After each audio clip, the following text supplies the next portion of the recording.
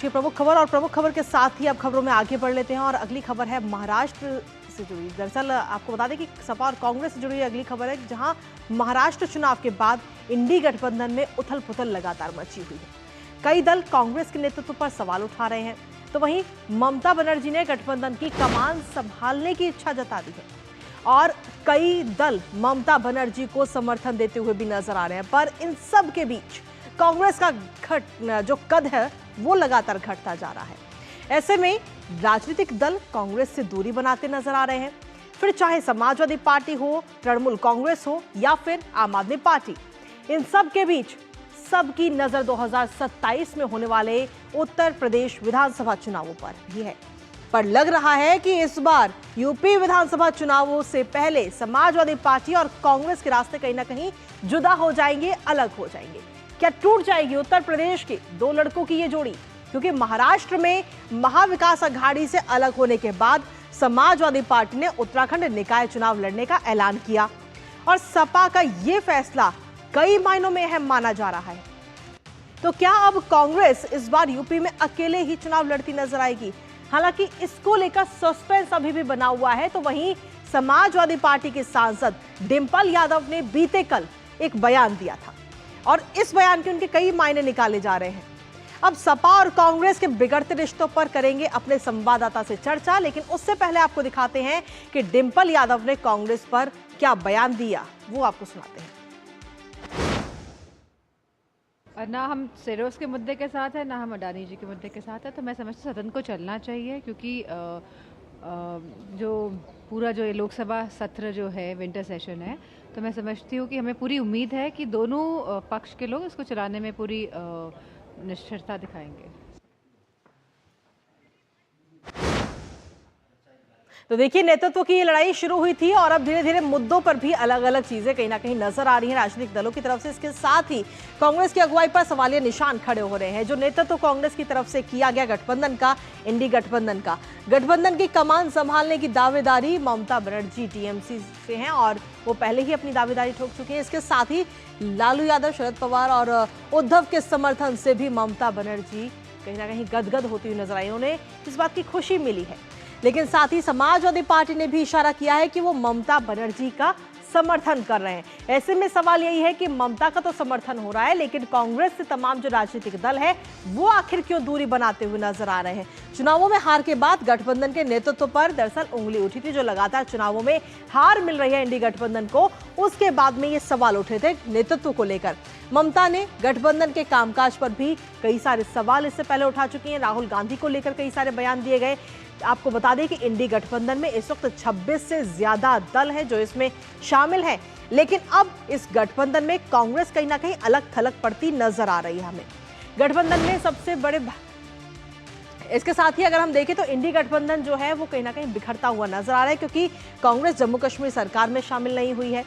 इसके साथ ही अगर हम देखें तो उत्तर प्रदेश उपचुनावों में सपा ने भी बिना कांग्रेस से पूछे ही अपने उम्मीदवार जो है चुनावी मैदान में उतार दिए थे, जिसके बाद में कांग्रेस उपचुनाव में उत्तर प्रदेश से दूरी बनाती नजर आई।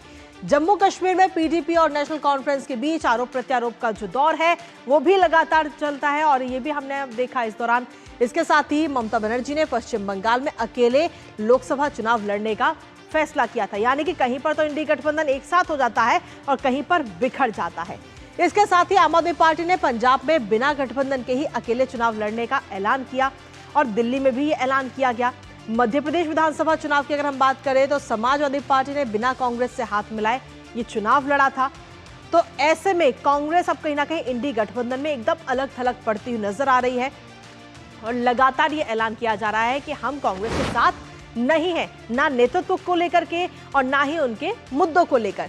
इसके साथ ही अब सवाल यह है कि उत्तर प्रदेश में क्या ये दो लड़कों की जो ये जोड़ी है यूपी के लड़के, क्या ये टूट जाएगी? अकेले चुनाव लड़ेगी इस बार कांग्रेस? ये सवाल बन रहा है, क्योंकि हरियाणा महाराष्ट्र चुनाव के बाद सपा और कांग्रेस के बीच कहीं ना कहीं ये दूरियां बनती नजर आई हैं और जो कि हम इस तस्वीर में सीधे तौर पर आपको दिखा भी रहे हैं। अखिलेश यादव और राहुल गांधी के बीच किस तरीके से ये दूरियां बन रही हैं। गठबंधन के नेतृत्व के सवाल पर सपा कांग्रेस इस वक्त आमने सामने कहीं ना कहीं नजर आ रही है, क्योंकि गठबंधन का नेतृत्व आखिर किसको दिया जाए।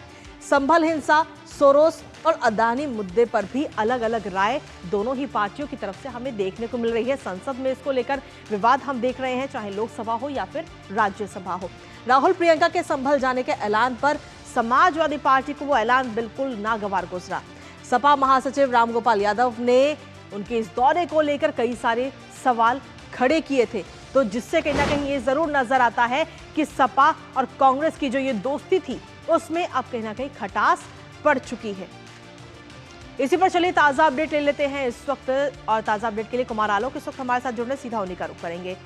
कुमार आलोक, क्या कुछ अगर हम कहें कि उत्तर प्रदेश में जो ये दो यूपी के लड़कों की जो जोड़ी बनी थी चुनावों से पहले, वो अब टूटती हुई नजर आ रही है। इसके साथ ही इंडी गठबंधन भी बिखर रहा है।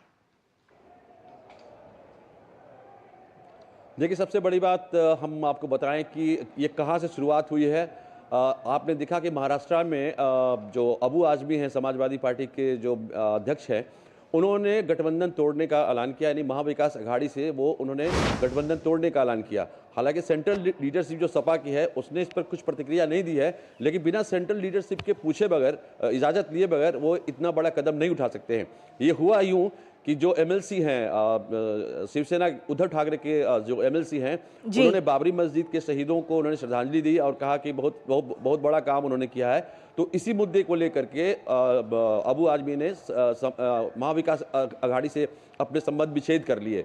उसके बाद आप सोचिए कि उद्धव ठाकरे के जो सुपुत्र हैं आदित्य ठाकरे का बयान आया कि समाजवादी पार्टी जो है वो भारतीय जनता पार्टी की बी टीम है। तो ये घटना महाराष्ट्र से चलकर अब हम उत्तर प्रदेश की राजनीति में हम आते हैं, तो आप देखिए कि संसद में जिस तरीके से गतिरोध बना हुआ है, तमाम विपक्षी दल जो हैं वो अपना अपना क्रेडिट लेने की कोशिश कर रहे हैं। कांग्रेस जहां अडानी के मुद्दे पर रोज शोर हंगामा कर रही है, तो समाजवादी पार्टी चाहती है कि संभल का मुद्दा सबसे पहले उठे। ममता बनर्जी चाहती है कि नहीं, महंगाई का मुद्दा हो, चाहे वो मणिपुर का मसला हो या फंड जो केंद्र सरकार को देने चाहिए थे पश्चिम बंगाल को, उसका मुद्दा हो, वो उठाएं। तो ये चल रहा है। दूसरी तरफ बहुत इंटरेस्टिंग चीज ये है कि आप देखें कि 1990 के पहले तक जो मुसलमान थे, उत्तर प्रदेश के मुसलमान जो थे, वो कांग्रेस के परंपरागत वोटर थे, लेकिन बाबरी मस्जिद और राम मंदिर के घटना के बाद मुसलमान वोटर्स हैं, उस पर सपा का कब्जा हो गया और उसके बाद कांग्रेस वहां से हारती रही और 90 के बाद उनका अस्तित्व ही खत्म हो गया वहां से। लेकिन इस बार जब 2024 का चुनाव हुआ तो कांग्रेस और समाजवादी पार्टी दोनों ने मिलकर चुनाव लड़ा और 6 सीटें समाजवादी कांग्रेस को मिली, जो कि 2019 में उन्हें मात्र 1 सीट रायबरेली की मिली थी। तो उसके बाद से कांग्रेस का उत्साह बढ़ गया और अंदरूनी सूत्रों की हम अगर बात करें, आपको बताएं तो कांग्रेस विधानसभा के चुनाव की तैयारी अकेले कर रही है और 150 सीटों पर उसकी नजर है और ये भनक समाजवादी पार्टी को लग गई है और समाजवादी पार्टी अब किसी न किसी रूप में बहाना लेकर के कांग्रेस से अपना तालमेल खत्म करना चाहती है। रामगोपाल यादव रोज पार्लियामेंट में कांग्रेस के खिलाफ बोल रहे हैं और जो कांग्रेस जो मुद्दे उठाना चाह रही है उसके खिलाफ बोल रहे हैं। तो ये बहुत, और कांग्रेस की तरफ से जो बैटिंग हो रही है, इमरान मसूद जैसे सांसद जो चुने गए हैं मुजफ्फरनगर से, वो लगातार समाजवादी पार्टी पर हमले कर रहे हैं। कुल मिलाकर कई सारे सवाल जो है वो इस बीच खड़े हो रहे हैं। जी कुमार आलोक, कुल मिलाकर हम देखें तो नेतृत्व जो कांग्रेस की तरफ से किया गया गठबंधन का, उस पर भी सवाल है और साथ ही इस वक्त कोई भी राजनीतिक दल कांग्रेस के साथ मिलकर चुनाव नहीं लड़ना चाहता है, ये भी जरूर इस बीच नजर आ रहा है, फिर चाहे वो टीएमसी हो, आम आदमी पार्टी हो या फिर समाजवादी पार्टी। फिलहाल बहुत बहुत शुक्रिया कुमार आलोक, तमाम जानकारी और अपडेट्स हमारे साथ साझा करने के लिए। तो न्यूज पंच में खबरों का सिलसिला लगातार जारी है, लेकिन वक्त एक छोटे से ब्रेक का हो गया। ब्रेक के उस पर बात करेंगे देश की राजधानी दिल्ली को लेकर के आखिर क्यों रोहिंग्या